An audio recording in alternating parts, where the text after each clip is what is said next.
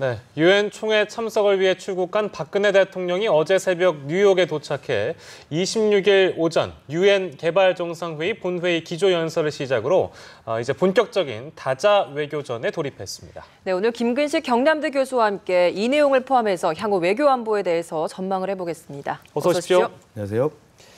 네, 일단 유엔 무대에서 7차례 정도 연설이 예정돼 있는데 네. 개발회의에서는 이제 연설이 있었고요. 가장 큰 관심사는 아무래도 유엔 총회에서 그렇죠. 있을 기조 연설인 것 같습니다. 네. 어떤 내용이 좀 포함되어 있고 어떤 내용 우리가 중점적으로 봐야 될 것 같습니까? 이번에 유엔 외교는 이제 7차례 연설을 해야 되기 때문에 예. 다양한 이슈와 주제를 가지고 이제 우리 대한민국의 입장을 밝힐 텐데요. 예. 가장 주목되는 것은 말씀하신 대로 유엔 총회에서의 기조 연설입니다. 네. 거기에서는 이제 가장 중요하게 다룰 것은 역시 북한 문제가 되겠죠. 이미 박 대통령께서는 이제 한중 정상회담을 통해서 시진핑 주석과 함께 한반도 문제, 그다음에 북한 핵 문제, 또 평화통일 문제 이런 등에서 굵직한 합의를 이끌어낸 바가 있고 예. 또 지금 시진핑 주석이 지금 오바마 대통령하고 또 미중 정상회담에서 또 한반도 문제가 논의가 돼 있고요. 네. 10월 또 16일은 또 한미 정상회담이 남아 있기 때문에 제가 볼 때 그 중간 징검다리인 이 유엔 총회 기조연설에서도 여전히 북한 핵 문제, 그다음에 북한 문제에 대해서 입장을 밝힐 것으로 보이고 그 주된 내용은 뭐 지금 우리가 예측했던 대로 8.25 합의의 이 대화의 국면을 이어나가겠다는 입장 천명. 네. 그럼에도 불구하고 북한의 도발에는 단호하게 원칙적 대응을 하겠다. 그리고 또 하나는 이제 한반도의 이 통일을 위해서 우리가 평화통일 외교를 전 세계를 상대로 하겠다라는 이런 입장을 아마 천명할 것으로 보입니다. 네, 북한 이야기가 주된 것이 될 것이다라고 말씀해 주셨는데 북한에서는 좀 리수용 외무상이 지금 작년에 이어서 올해까지 총 2년 연속적으로 지금 네. 유엔 총회에 참석을 하는 겁니다. 굉장히 이례적인 일인데 어떤 이유가 포함되어 있을까요? 김정은 시대에 들어와서 이제 북한의 이 다자 외교 또 글로벌 외교를 보면 좀 변화된 면이 있습니다. 네. 그러니까 이수영 회장이 작년, 금년 북한의 공식 외상으로서 유엔 총회에 나타나서 자기 입장을 밝히는 것도 있고요. 그다음에 최근에도 보면 기억나시겠지만 휴전선에서 목함지뢰 사건 때문에 한반도가 군사합의 기자회견 있었을 때 예. 북한에서 외신 기자회견을 다 연 적이 있습니다. 네. 그리고 주요 국가의 북한 대사들이 또 그 나라의 기자들 초청해서 자기 입장을 밝힌 바도 있고요. 예. 그다음에 북한의 김정은 시대 들어와서는 그 2012년에 북한에서 미사일 발사할 때 김정은이 직접 서방의 외신 기자를 평양에 초청해서 참관을 요구하기도 했습니다. 네. 예. 그런 걸 보면 김정은이 젊은 지도자이고 서방에서 교육을 받은 탓도 있겠지만 지금 북한으로서는 자기들의 입장을 강변하고 예. 정당화하기 위해서는 국제적인 어떤 시선이나 국제적인 어떤 홍보 이런 것들이 굉장히 신경을 쓰는 측면이 있습니다. 네. 그래서 아마 이수영 회장의 2년 연속 그 유엔 총회 참석도 앞으로는 북한이 아마 그런 식의 그 대국제 외교, 대유엔 외교가 아마 정례화될 것으로 예상이 됩니다. 네. 그러면 이번에 그 리수용 외상이 가서 어떤 얘기를 하겠습니까? 어떤 전략으로 국제사회를 설득할까요? 당연히 뭐 나타나서 자기들 입장을 정당화하는 입장을 밝히겠죠. 예. 그러니까 지난번에 와서도 당시에 제일 문제가 됐던 게 유엔에서의 북한 인권 문제 아니었습니까? 그렇습니다. 인권 문제에 대해서도 이수영 의사는 당당하게도 자기들 입장을 강조를 했었어요. 예. 그러니까 아마도 제가 보건대 이번에 또 와서도 지금 문제가 되고 있는 핵 문제라든지 그다음에 당창건 기념일을 지으면서 지금 북한이 발사 위험이 지금 도사리고 있기 때문에 네. 이 부분에 대해서 자신들의 우주에 대한 평화적 이용 권리에 대한 정당한 입장을 또 강요한다든지 네. 일단 북한 인권에 대해서 분명히 이야기할 겁니다. 그래서 제가 보건대는 이수영 회장의 이야기도 이수영이 연속 참석한다는 면에서는 상당히 색다른 모양이긴 하지만 예. 그가 말할 내용에 대해서는 아마 특별한 내용보다는 기존의 북한이 누누이 강조했던 자기 공화국의 입장들을 강변하는, 예. 재강조하는 그런 입장을 밝힐 것으로 예상이 됩니다. 예. 궁금한 게 혹시 이 유엔 총회 기간 중에 북미 간에 좀 접촉이 따로 있을 가능성은 있다고 보십니까? 아마도 그럴 가능성이 있다고 한다면 예. 한반도에 지금 북한의 도발 가능성, 그다음에 한반도의 긴장이 계속 상존하고 있기 때문에 네. 그런 것들을 완화시킬 수 있는 중요한 계기가 되겠습니다만 통상적으로 보면 이수영 회장이 갔다고 그래서 그 유엔 무대에서 미국의 무슨 국무장관이라든지 이런 사람이 네. 직접 가서 유엔까지 뉴욕까지 가서 만나는 경우는 없습니다. 네. 그렇기 때문에 아마도 제가 예상 끝에는 지금의 분위기에서는 북미 간의 이수영 회장의 유엔 총회 참석을 계기로 해서 네. 고위급 접촉이 이루어질 가능성은 높지 않아 보이고요. 예. 다만 뉴욕에 갔고 뉴욕에는 모든 국가의 외교관들이 나와 있는 거 아니겠습니까? 그래서 최근에 이 성김 대북 네. 정책 특별대표가 북한과 어디서든 대화할 용의가 있다고 밝힌 바가 있기 때문에 예. 만약에 이수영 외상이 뉴욕에 나타났다면 뉴욕에 있는 미국 대표부 외교관들 이런 사람들과 만나서 조우하거나 아니면 회담을 할 가능성이 있지만 국무장관이나 또 국무부의 고위 인사가 뉴욕까지 가서 만날 가능성은 높지 않지 않겠느냐 이렇게 생각이 듭니다. 네, 얼마 전에 있었던 그 미중 정상회담에서 북한의 안보리 결의 이행해라. 안보리 결의와는 어긋난 행동을 하지 말아라. 이렇게 얘기를 했지 않습니까? 근데 이것이 그 전문가들께서 보시는 시각에 따라 좀 다를 수 있는 것 같습니다. 네. 그러니까 이게 원론적인 목소리에 지나지 않았다. 아니면 북한이 어느 정도 신경 쓸 수 있는 내용이었다. 두 가지 시각이 있는 것 같은데요. 교수께서 어떻게 보시는지요? 두 가지가 다 있습니다. 다 있습니까? 그러니까 일단 시진핑 주석이 오바마 대통령과 만나서 북한 문제에 대해서 밝힌 공감대는 예. 기존의 입장을 다시 재확인하는 것은 뭐냐면 북한의 핵은 절대 용납이 안 된다. 그다음에 핵실험을 해서는 안 된다는 예. 이야기라든가 육자회담을 통해서 한반도의 대화 협상을 통해서 핵 문제를 풀어라라는 입장은 뭐 기존의 입장을 되풀이하는 거라고 볼 수가 있습니다. 네. 예. 그러나 그 시진핑 주석이 직접 구두로 밝힌 대목, 다시 말하면 유엔 안보리의 이행을 충실히 해야 된다. 이런 이야기는 사실은 북한과 가장 가까운 혈맹 관계라고 할 수 있는 중국의 최고 지도자가 직접 언급한 것은 굉장히 이례적인 거거든요. 그렇기 때문에 특히나 지금의 시점이 어떤 상황이냐면 북한이 이러저러한 모습을 통해서 당창건 기념일을 즈음해서 미사일 발사의 가능성을 계속 시사하고 있는 상황이기 때문에 예. 국제사회가 북한이 이걸 도발할 것이냐 말 것이냐를 지금 예의주시하고 있는데 네. 그때 중국의 시진핑 주석이 공개적인 자리에서 네. 유엔의 안보리의 이행을 촉구하는 이야기를 한다는 것은 북한에게 안보리의 이행을 촉구한다는 건 뭐냐면 미사일 발사를 하지 말라는 이야기가 똑같은 거거든요. 그렇죠. 네. 그런 의미에서 본다면 북한에게는 상당히 강력한 압박이라고 볼 수가 있죠. 근데 반대로 얘기를 하자면 만약에 중국이 북한이 이 미중 간의 목소리를 듣고 네. 어떤 미사일 도발이든 뭐 핵실험까지는 이제 전망하신 그렇죠. 분들이 적기 때문에 미사일 도발이든 어떤 작은 도발을 감행한다면 이 목소리와는 정반대에 되는 행동인 거잖아요. 네, 그렇죠. 근데 그렇게 되면 그 행동 자체가 중국이 북한에 관리할 수 있는 지분을 열어주는 거 아니냐 이런 목소리도 있거든요. 이 시각은 어떻게 보시는지요? 오히려 시진핑 주석이 공개적인 미중 정상회담에서 그렇게 밝혔음에도 불구하고 예. 북이 도발을 하면 시진핑 주석은 굉장히 입장이 난처해지죠.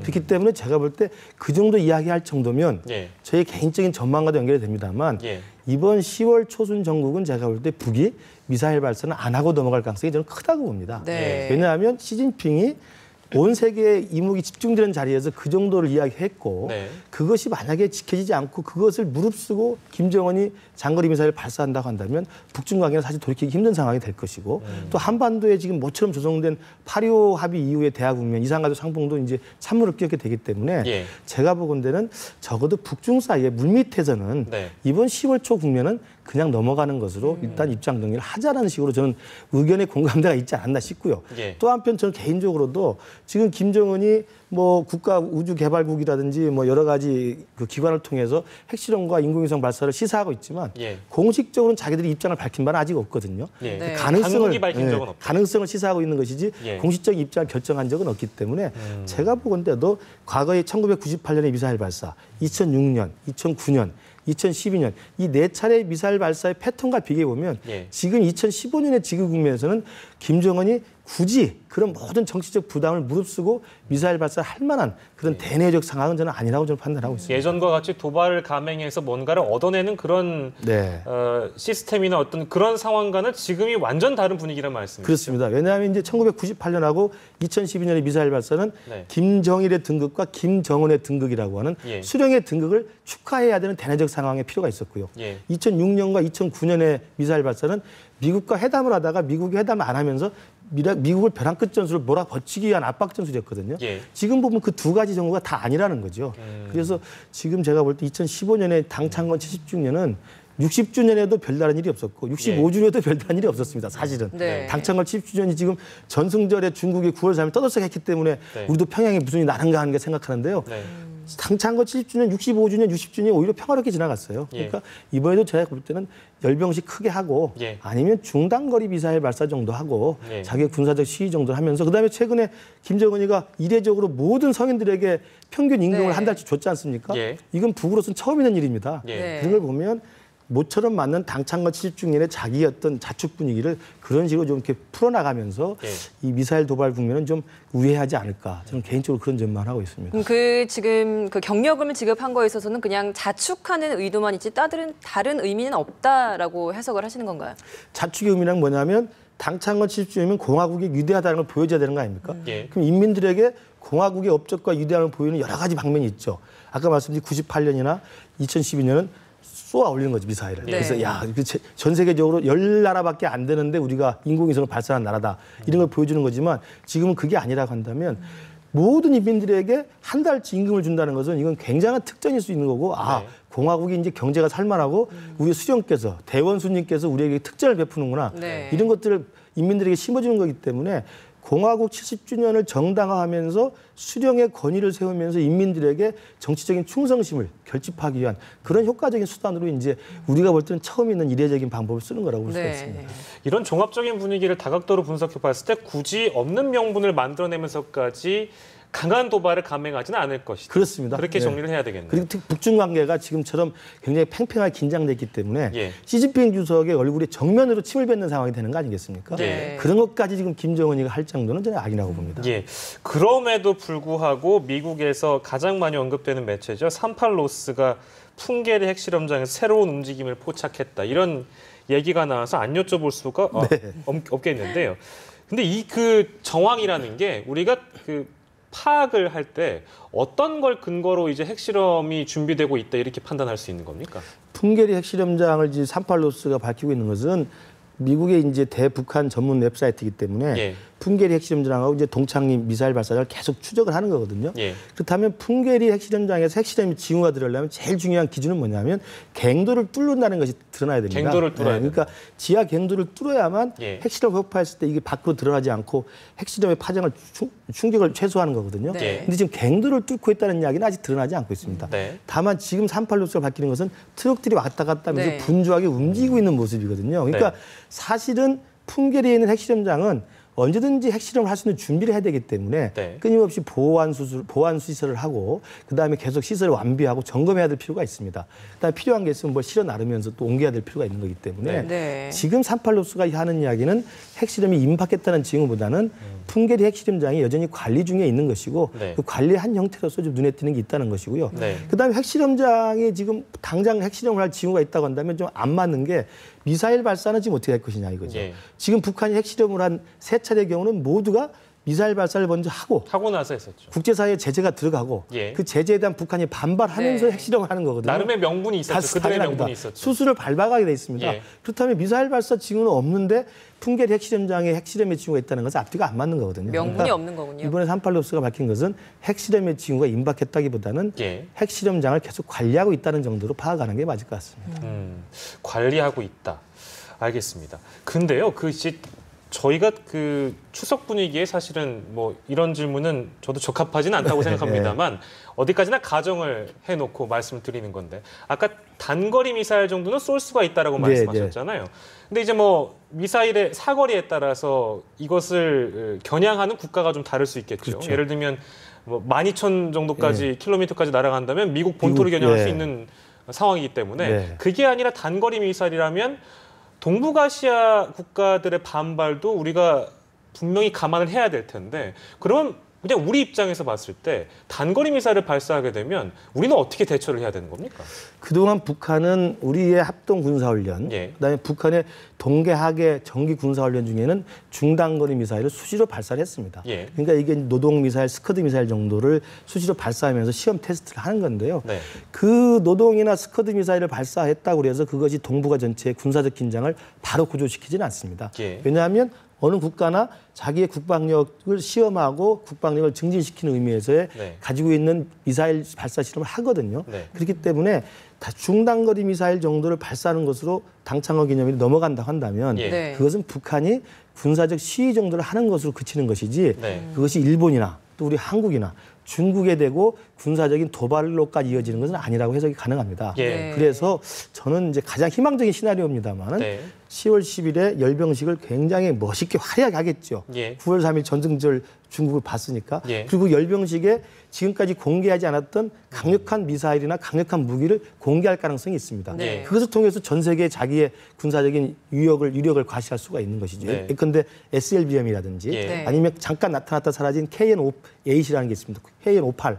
그게 이제 미국 본토를 겨냥한 것인데요. 예. 그런 것도 실물로 공개하는 것도 큰 위협이거든요.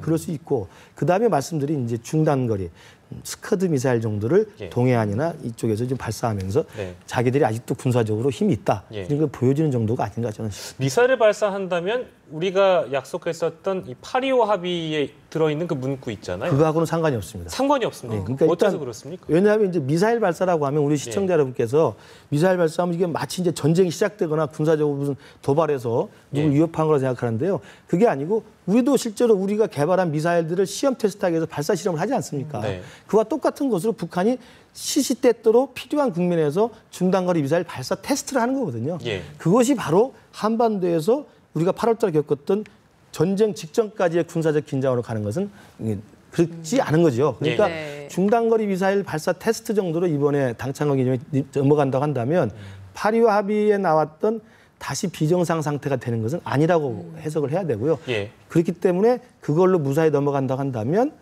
이번에 지금 예정돼 있는 이산가족 상봉은 예. 별탈 없이 진행될 가능성이 높다고 봐야 됩니다. 네, 미사일 발사는 일종의 무기 자랑 수준이지 뭐 그렇죠. 무력 도발은 네. 아니다라는 예. 말씀이신 것 같습니다. 예. 네, 지금까지 김근식 경남대 교수였습니다. 고맙습니다. 고맙습니다. 감사합니다.